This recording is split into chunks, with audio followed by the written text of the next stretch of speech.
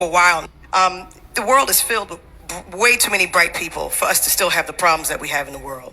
It's going to be our shame, you know what I mean, that we don't sit together and create people who invest with thought and consideration and care to solve the world's problems. If we can do all these things that we do digitally, technologically, economically, we can feed people, we can educate people through poverty. We can solve the problems of poverty. Poverty isn't even something that should exist in this world at this point, because we have wealth, we have intellect, we have the ability to develop and design and create whatever we want to. The question is do we want to? That's what we have to ask.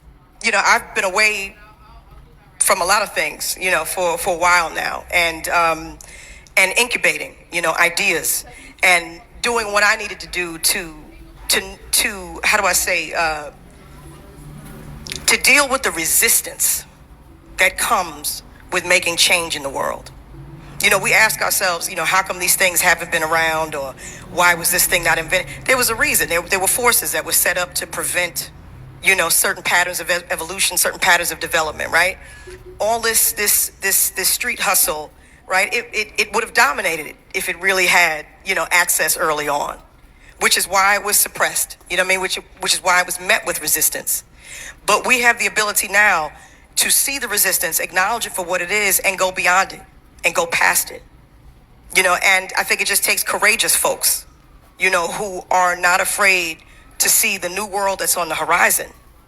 You know, I've been away, you know, we actually can make spaces for everyone, but it requires that the creatives, the academics, you know, the intellectuals, those who think with their heart, and emotional intelligent ones, you know, all come together, you know, in the same platform with the same kind of driving and unifying forces to see this world improve. We have the answers. We have so many of the answers. We have the technology. We have the wealth. We just have to be willing to share it. And in order for us to do that, we have to do the work in and on ourselves so that we can be conduits of change and improvement for other people. Because that's really what it's about. We have the ability. We have to be in a position where we're willing to do that for others, because we're so confident in our own abilities, in our own grace, and our own blessings, that we can actually pass knowledge and information on to others. But we can make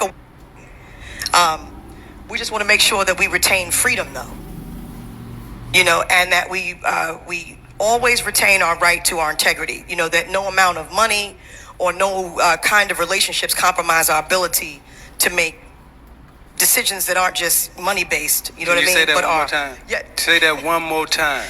To make sure that we're in a position always to make decisions that aren't just money based, but that are moral, that are ethical, that are right. That we evolve, you know, we evolve morally, emotionally, spiritually, ethically, as we evolve technologically, financially. We just have to make sure that we're aligned.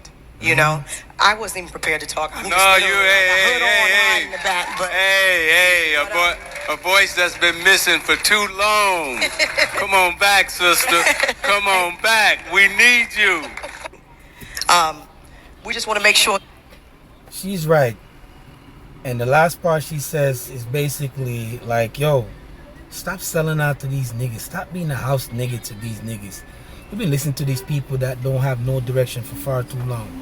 We need to build our community and stop building their shit. Build our own organization and stop relying on these people.